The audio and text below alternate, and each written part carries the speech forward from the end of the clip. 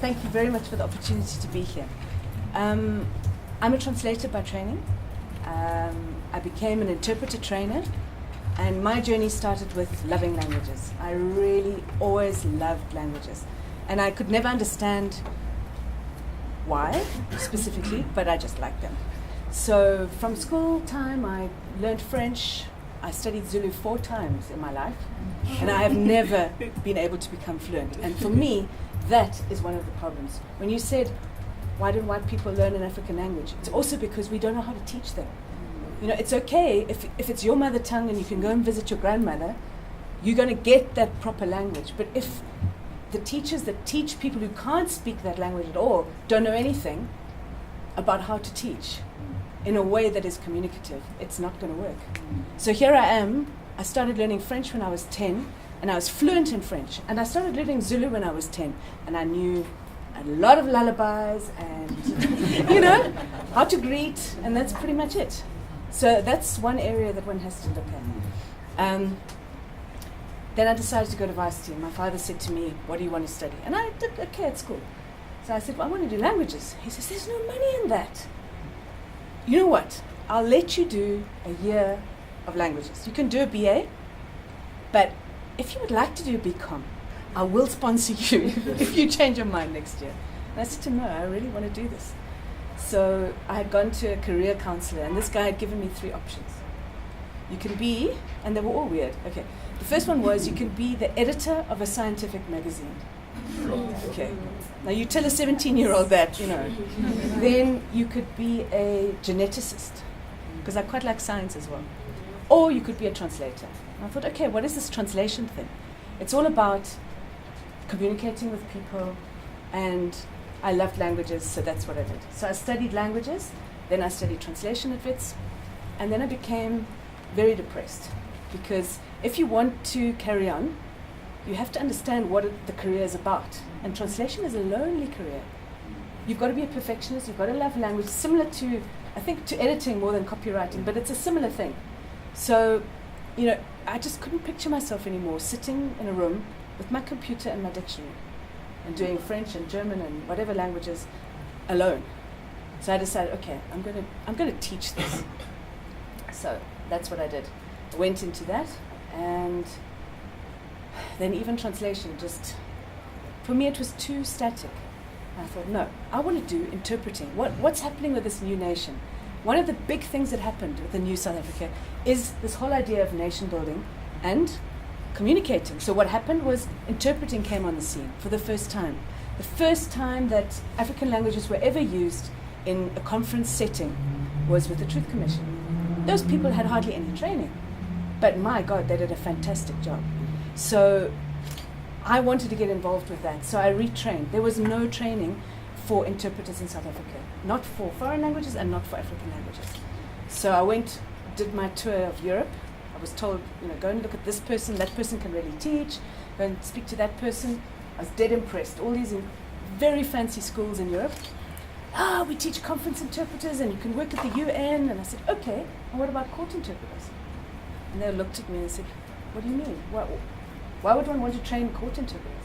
So I was like, well, back home, our situation is that we need court interpreters for the daily functioning of a court.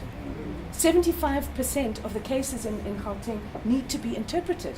Why? Because of our past. Because under apartheid, we basically were not, there's this assumption that we would all speak English or Afrikaans. It's not true. So, long road. And basically, I set up a degree in court interpreting. And there are so many court interpreters out there who are amazing. They are fantastic language practitioners. They really are. They can speak many languages and they're really dedicated to what they do. But there are also many who are just down. They just have no career path. Nobody recognizes what they're doing. They don't realize how difficult it is, what they're doing.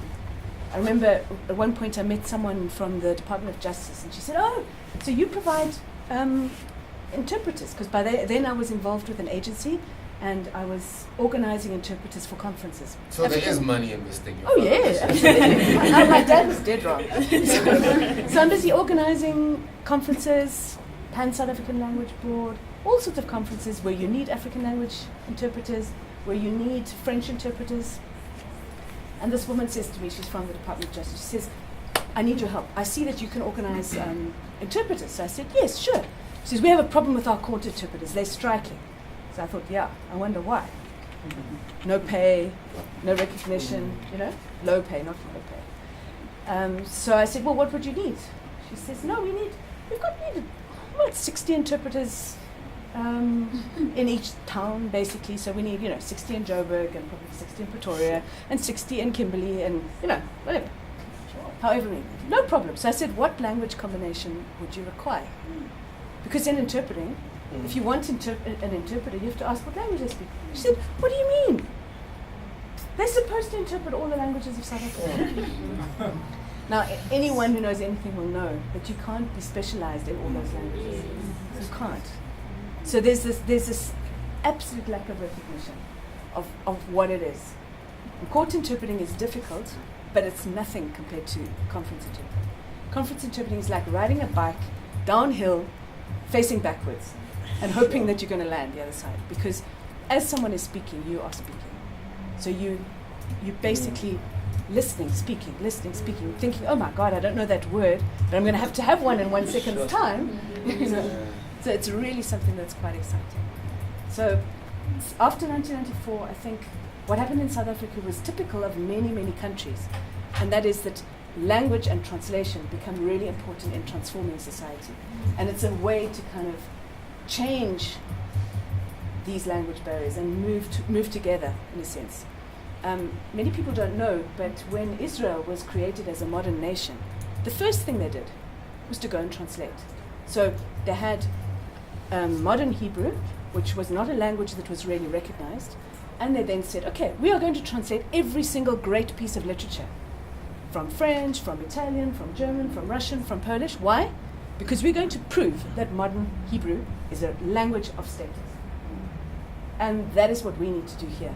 In South Africa, we've already got quite far. We've raised, all our languages are written down. They all had a Shakespearean phase, you might or might not know, which is one of the first things that happens. When you're trying to prove your language can do it, you start with the great works of literature. But what people haven't really realized, I think, is that we're going through that second stage right now, which is that technical stage. So we're raising the status of the languages in technical fields. So people can go, we're not really implementing language policy properly. That's true. But on the ground, let me tell you, translators are really, really busy. And the reason is that banks need it, insurance needs it, education needs it, commerce needs it, newspapers even need it. There's so much out there. And it's really something that I think that one could exploit if your languages are strong. So I think I'll leave it at that. Okay. Fantastic.